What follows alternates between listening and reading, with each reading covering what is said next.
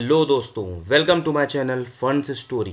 Before starting to anything, I'm just giving you a small declaration from my side that I am Ashish Bajpayee, an NISIM certified mutual fund advisor and distributor. नमस्कार दोस्तों आपका स्वागत है आपके अपने channel funds story में। दोस्तों आज के इस एपिसोड में हम लोग बेसिक्स ऑफ म्यूचुअल फंड्स के बारे में बात करने वाले हैं। दोस्तों ये मैंने पूरी म्यूचुअल फंड्स की एक डेप्थ सीरीज स्टार्ट की है जिसमें हम म्यूचुअल फंड्स को जानने से लेके जानकार बनने तक की यात्रा करेंगे। चलिए फिर बिना समय गंवाए अपनी एजुकेशन जर्नी को स्टार्ट करते हैं। दोस्तों स्टार्ट करने से पहले आपसे एक रिक्वेस्ट है कि अगर आपको हमारे प्रयास पसंद आ रहे हैं तो प्लीज़ चैनल को लाइक करें, सब्सक्राइब करें और बेल आइकन को ज़रूर प्रेस करें जिससे कि जो हमारे कमिंग वीडियोज़ हैं उसकी जानकारी आपको पहले से होती रहे, है ना। दोस्तों म्यूचुअल फंड्स को समझने से पहले मैं आपको एक छोटी सी स्टोरी सुनाना चाहता हूँ जिससे आपको म्यूचुअल फंड को समझने में बहुत आसान हो जाएगा।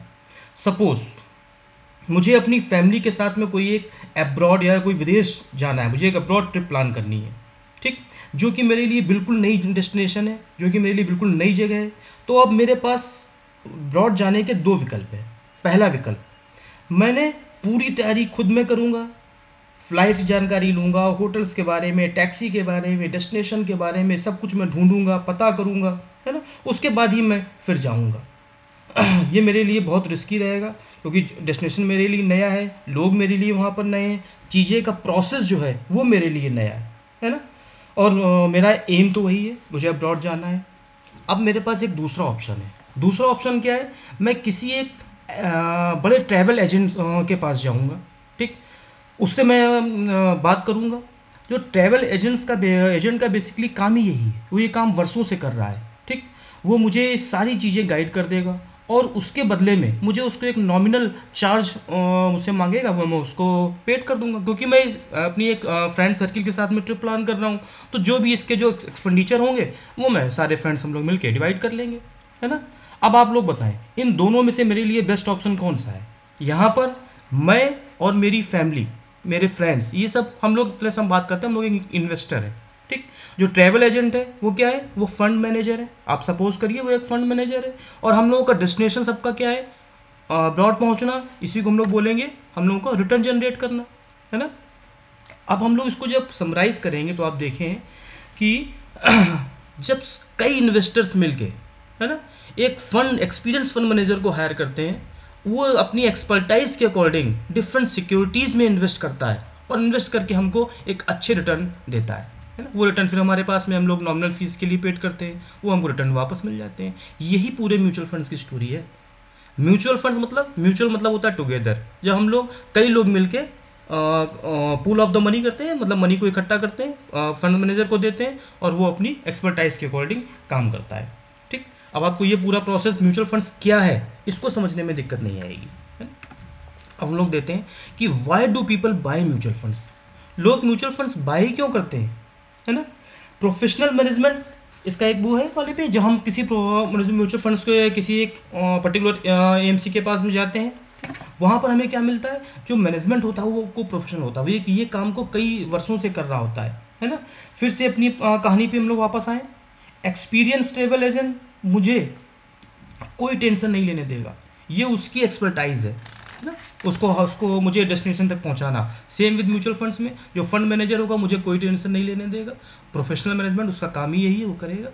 डाइवर्सिफिकेशन अप्रोच मतलब इसका क्या मतलब है, don't put all your eggs in a single basket, means उसको पता है कि उसको सारा पैसा मेरा जो है वो एक ही किसी फंड में नहीं लगाना है। उसने एक डाइवर्सिफिकेशन उसकी अप्रोच रहेगी।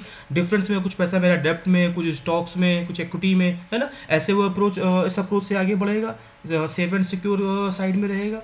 अफोर्डेबिलिटी, अफोर्डेबिलिटी दोस्तों इसका मतलब ये है कि कई बार जैसे हम लोग एग्जांपल लेते हैं, मान लीजिए एमआरएफ का स्टॉक है, हमको एमआरएफ का स्टॉक मान लीजिए परचेज करना है, तो उसकी जो कॉस्टिंग है वो करीब 80,000 प्लस का स्टॉक है। तो अगर हम उसको चाहेंगे कि एक स्टॉक उसको हम ले लें तो हमें बहुत अधिक अमाउंट उसमें इन्वेस्ट करना होगा, जबकि म्यूचुअल फंड्स में ऐसा नहीं है। ये पूल ऑफ द मनी होता है, कई लोग मिलकर इसमें इन्वेस्ट करते हैं, इसका पूरा यूनिट हमको इसमें मिल जाती है उसके अकॉर्डिंग हमको ये हम उसमें मेरी अफोर्डेबिलिटी में आता है। ये कैसे प्रोसेस होता है, क्या यूनिट्स होती हैं, ये मेरी फर्दर सीरीज़ में मैं आपको एक एक चीज़ को डेप्थ में बताऊंगा। अभी आप समझिए कि इसमें हम जो बेसिकली जो रहती है हमारे पास में अफोर्डेबल रहता है म्यूचुअल फंड्स के थ्रू जाना। लिक्विडिटी मीन्स मार्केट में बेसिकली लिक्विड रहता है, जब हम चाहेंगे तो हमें हमारा पैसा जो उसमें करंट नहीं भी चल रही उसके हिसाब से हमारा रिडम्पशन हो जाएगा, है ना।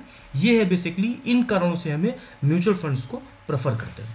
ठीक, तीसरा दोस्तों, what is the meaning of AMC. AMC क्या है? AMC means asset management company. क्या है ये दोस्तों? जो मैंने आपको स्टोरी सुनाई है, देखिए जहाँ से उसको हम लोग लिंक करते हैं।